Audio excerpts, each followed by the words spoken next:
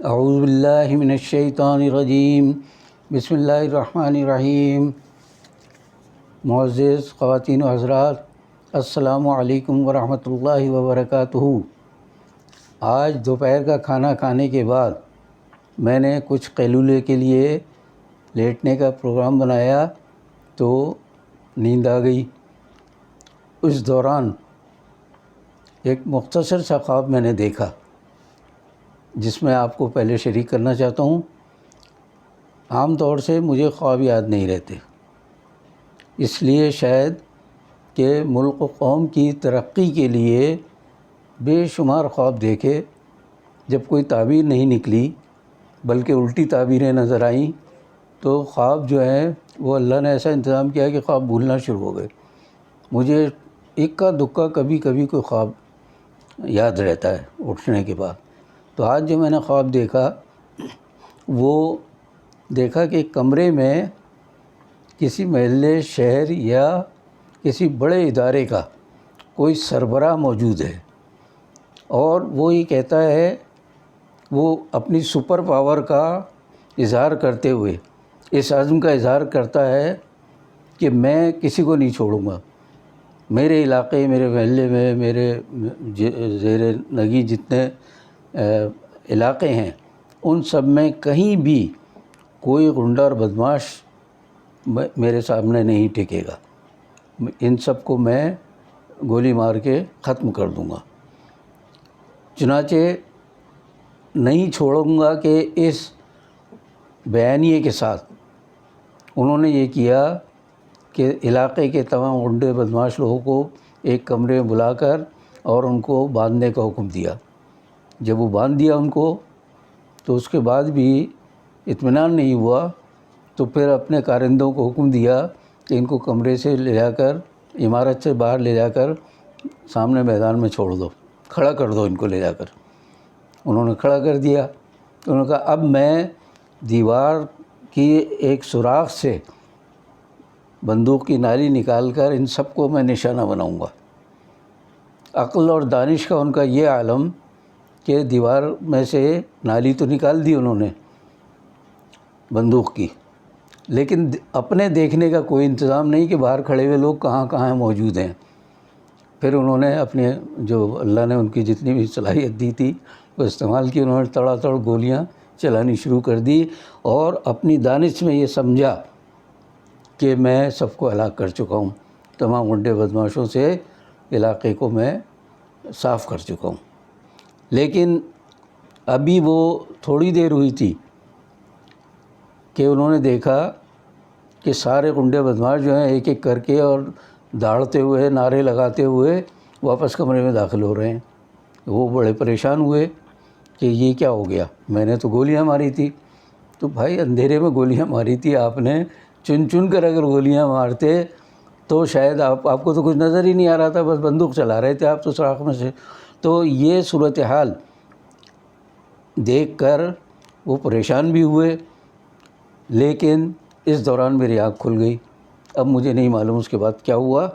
تو میں یہ کہنا چاہ رہا ہوں کہ ہم جو ہیں گزشتہ 7 عشروں سے، یعنی 70 سال سے زائد عرصہ گزر گیا ہے، اتنے عرصے سے بس یہی کر رہے ہیں کہ گولیاں مارتے ہیں جن کو، وہ سب واپس زندہ ہو کے آ جاتے ہیں۔ تو اگر ہم نے صحیح معنی میں منظم منصوبہ بندی کے تحت ان شرپسند عناصر سے، قانون شکن عناصر سے نجات پانے کی کوشش کی ہوتی تو آج ملک میں کوئی بھی نہیں بچتا۔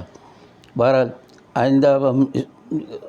آئندہ بھی ہمیں بہتری کی کوئی امید نہیں، لہٰذا اب میں یہ بتانا چاہ رہا ہوں آپ کو کہ شہریوں کو ایسے ماحول میں ایک ہی طریقہ ہے ان کے لیے کہ وہ چپکے سے اپنی زندگی گزاریں، خاموشی سے زندگی گزاریں، کوئی ذہنی دباؤ نہ لیں، کوئی ٹینشن نہ لیں، کسی قسم کی مشکل، پریشانی یا دقت ان کو زندگی میں پیش آئے، خندہ پیشانی سے اسے برداشت کرنے کی عادت ڈالیں۔ اس کو میں نے عنوان دیا ہے، شکوہ نہ کیجیے، شکر کیجیے۔ آپ ساری عمر ہو گئی شکوہ کرتے ہوئے، لیکن جب کسی ایک شکوے کا کوئی اثر نہیں ہوا تو بس عادت ڈال لیجیے کہ جو پیش آئے گا ہمارے ساتھ معاملہ ہم صرف شکر ادا کریں گے، اور یہ کام ہمیشہ ہر شخص کر سکتا ہے، اس میں کا آسانی. آپ ساری دنیا کو نہیں بدل سکتے، یہ بھی طے کر لیجئے. اپنے آپ میں تو تھوڑی سی تبدیلی لا کے آپ کم از کم سکون سے زندگی گزار سکتے ہیں. ایک محاورہ ہے، عیش ود کیش. ہم عادی ہیں، بلکہ عادی ہو جائیں عیش وداؤٹ کیش کے. کوئی پیسہ پائی نہیں ہے، وسائل نہیں ہے، کوئی ہمارے پاس کسی قسم کا کوئی ذریعہ نہیں ہے زیادہ آمدنی کا، تو بس اب ہم کم پیسوں میں یعنی وداؤٹ کیش عیش کرنے کی عادت ڈالیں، اور وہ اسی صورت میں ہو سکتا ہے کہ ہم شکوہ کرنے کی بجائے شکر ادا کرنے کی عادت ڈالیں گے. سر تسلیم خم کیجیے ہر بات پر، اور یہ رویہ اپنا لیں. تو اگر نہیں اپنایا تو پھر مشکلات آپ کو اسی طرح پریشان کرتی رہیں گی. کوئی مشکل آئے آپ سر جھکائیے اور کہیے حل میں مزید. عربی کا ایک قرآن کا محاورہ ہے یہ.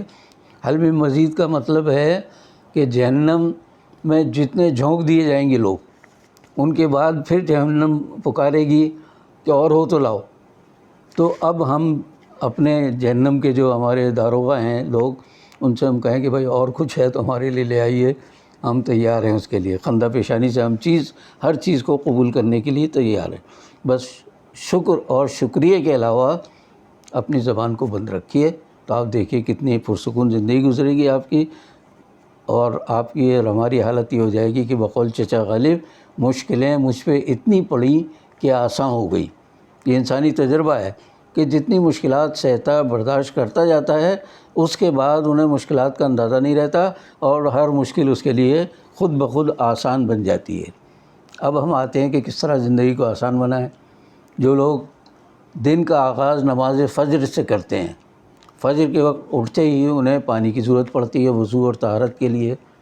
اگر پانی نہ ملے تو تیمم کی بھی اجازت ہے.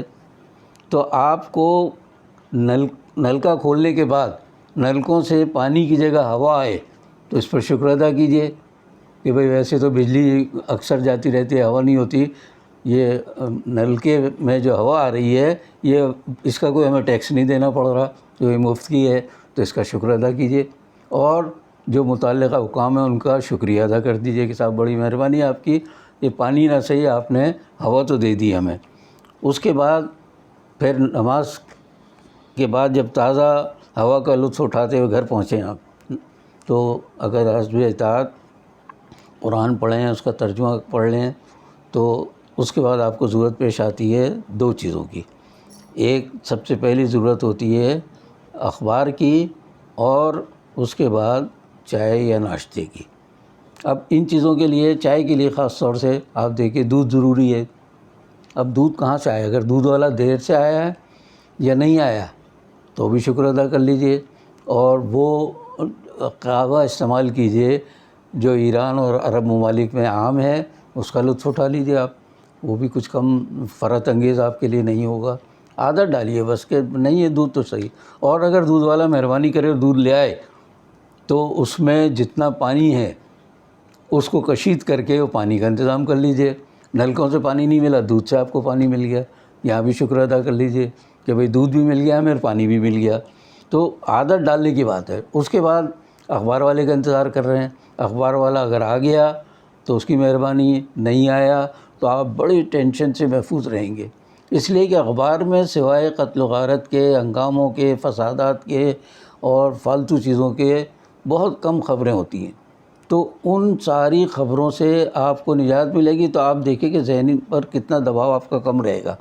ساری دنیا کے تفکرات سے آپ آزاد ہو جائیں گے. پھر نوجوان نسل اخبارات میں جو اشتہارات دیکھتی ہے اور تصویریں اور ہیجان انگیز خبریں پڑھتی ہے، تو اپنے بچوں کو بھی آپ اس سے بچا لیں گے اگر اخباریں نہیں پڑھ سکیں گے تو یہ اس کا بھی شکر ادا کر دیجئے آپ کہ بھئی اللہ نے ہمیں بچایا ان ساری مصیبتوں سے. اور اشتہارات کے ذریعے غیر ضروری جو طلب پیدا کرتے ہیں، ترغیب دیتے ہیں اشتہارات والے کہ صاحب آپ یہ خریدیں، وہ خریدیں، اس سے یہ فائدہ ہوگا اور اس سے یہ آپ کو مسائل حل ہوں گے. تو ان پر خرچ ہونے والا فضول پیسہ وہ بھی آپ بچا لیں گے۔ تو یہ بھی شکر کا پہلو ہے کہ آپ تفکرات سے بچے اخبار نہ ہونے کی وجہ سے، اور دوسری بات یہ ہے کہ بے مقصد غیر مفید چیزیں خریدنے سے بچ کر آپ پیسہ بھی بچا لیتے ہیں۔ اس کے بعد چلیے آپ گھر سے باہر ناشتہ کرنے کے بعد حسب توفیق باہر آئے تو کراچی کے شہریوں کو خاص طور پر ٹرانسپورٹ کا مسئلہ سب سے زیادہ تکلیف دہ ہے، اور یہ سب سے زیادہ ٹینشن یا ذہنی دباؤ کا باعث ہے، اور اس کی وجہ گاڑیوں کی خرابی اور ان کا فٹنس نہ ہونا، ان میں چڑھنے اٹھنے کی اترنے کی مشکلات، یہ ان سب کے علاوہ جو سب سے زیادہ تکلیف دہ پہلو ہے ٹرانسپورٹ کا، وہ ہے ڈرائیوروں کا اور کنڈکٹروں کا غیر انسانی وحشیانہ رویہ اپنے مسافروں کے ساتھ، جن سے پیسے کماتے ہیں وہ، ان کے ساتھ ان کا سلوک باہر کے اگر ملکوں کے لوگ آ کر دیکھیں تو حیران رہیں کہ یہ پیسہ بھی خرچ کر رہے ہیں، ان کو یہ سب کچھ مل رہا ہے۔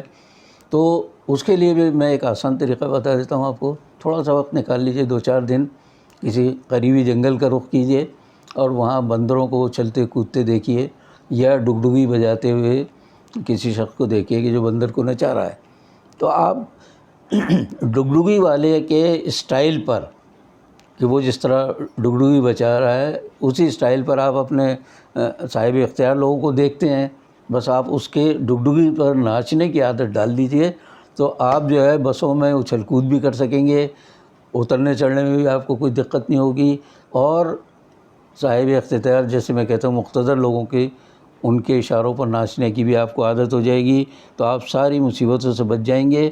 اس طرح آپ کہہ سکتے ہیں کہ ہم ٹینشن سے نجات کر کے پرسکون زندگی گزار رہے ہیں۔ اس کے بعد اگر بسوں میں آپ کا دل نہیں چاہتا ہے، آپ اپنے آپ کو کچھ تھوڑا سا صاحب حیثیت سمجھتے ہیں، تو رکشے ٹیکسی والوں کی خوشامد کرتے ہیں پھر آپ، تو وہ بھاؤ تاؤ ان کے ساتھ نہ کیجیے کبھی بھی، ورنہ ان کو تاؤ آ جائے گا، تو اور آپ کو پھر وہ تو نہیں لے جائے گا، دوسروں کو بھی اشارہ کر دے گا کہ اس مسافر کو نہ اٹھائیں، تو آپ اس سے محروم رہ جائیں گے۔ اس لیے اپنے رویے کو شائستہ کیجیے، ان کو بہت باعزت طریقے سے سلام کیجیے کہ حضرت آپ وہاں چلنا تشریف لے جانا پسند کریں گے، وہ کہے گا ہاں صاحب آپ کو کہاں جائیں، فلاں جگہ اتنے پیسے ہوں گے، آپ چپ چاپ بیٹھ جائیے بس، اگر حیثیت ہے آپ کی تو، ورنہ گھر کا راستہ لیجیے۔ گھر آنے کے بعد آپ محسوس کریں گے کہ آپ گندگی سے، یعنی فضا میں جو گندگی، آلودگی جسے کہتے ہیں، شور سے، دھوئیں سے، ان سب سے نجات پا کر اور رکشے ٹیکسی کے پیسے بچا کر پرسکون انداز میں گھر میں اپنا وقت گزار رہے ہیں۔ زیادہ سے زیادہ اگر کسی کے ساتھ کوئی مسئلہ ہو تو ٹیلی فون کر کے خیر و عافیت معلوم کر لیجئے، دفتر والوں کو بتا دیجئے کہ صاحب ہمیں تو رکشہ ٹیکسی نہیں ملا ہے، اگر بہت ایمرجنسی ہے آپ کے دفتر میں تو آپ گاڑی بھیج کے ہمیں بلا لیجئے، تو آپ پیسوں سے، مشکلات سے بہت آسانی سے بچ جائیں گے۔ یہ بھی آپ کے لیے شکر کا ایک پہلو ہے۔ مجھے اس موقع پر ایک بات یاد آ رہی ہے، اور وہ یہ ہے کہ 60 کے عشرے میں، غالباً 65-66 کا زمانہ تھا، کراچی میں کمشنر ہوتے تھے، دربار علی شاہ نام تھا ان کا، تو انہوں نے 25 پیسے کرایہ کورنگی سے صدر تک کا 30 پیسے کرنے کے لیے ٹرانسپورٹروں کے مطالبے پر، تو آسانی انہوں نے ایک حکم کے ذریعے نہیں نافذ کر دیا ہو، بلکہ انہوں نے معززین شہر کو بلایا اپنے دربار میں اور ان سے رائے طلب کی۔ میری خوش قسمتی یا بدقسمتی کہ میں اس زمانے میں عقل سے، دولت سے، سب سے پیدل ہونے کے باوجود معززین میں شمار ہوتا تھا، اور مجھے بھی بلایا گیا۔ میں نے اس جلسے میں شرکت کی، اور مجھے دیکھ کر حیرت ہوئی کہ 25 سے 30 پیسے کرنے میں، نہیں 5 پیسے کرایہ بڑھانے کے لیے کتنے پاپڑ بیلنے پڑے تھے دربار علی شاہ کو۔ بعد میں خیر وہ کرایہ تو بڑھ گیا، وہ 30 پیسے ہو گیا، لیکن وہ بہت بڑا بوجھ نہیں تھا۔ آج تو بجلی والے 2، 4، 5 روپے ایک جھٹکے میں بڑھا دیتے ہیں، اسی طرح گیس والے بڑھا دیتے ہیں، غلط بل اور بے ایمانی وہ ساری الگ ہے ان کی، لیکن اور بڑھاتے کس کے ایما پر ہیں؟ حکومتوں کے ایما پر، وہاں جو بیٹھے ہوئے مقتدر لوگ ان کے ایما پر بڑھاتے ہیں۔ یہ اب تو سپریم کورٹ نے بھی ان کو کہہ دیا ہے نیپرا والوں کو کہ آپ مل کر یہ رپورٹیں تیار کرتے ہیں اور پیسے بڑھواتے ہیں۔ اور آج کے اخبار میں تو بڑی دلچسپ یہ خبر ہے کہ سپریم کورٹ کے چیف جسٹس صاحب جو ہیں گلزار احمد صاحب، انہوں نے صاف کہہ دیا ہے کہ موجودہ حکمرانوں میں حکومت کرنے کی اہلیت، صلاحیت، قابلیت کچھ بھی نہیں ہے۔ جب سپریم کورٹ اس طرح کے ریمارکس دے دے تو اس سے اندازہ کر لیجئے کہ ہمارا ملک کن لوگوں کے ہاتھوں میں ہے اور یہ ہمارے ساتھ آئندہ چل کر اور کیا سلوک کرنے والے ہیں۔ باقی بشرط زندگی، باقی اگر آپ کو گوشۂ کمال کی گفتگو دلچسپ اور مفید نظر آتی ہے تو اسے سبسکرائب، لائک اور شیئر کر کے گھنٹی کا بٹن ضرور دبا دیں۔ شکریہ۔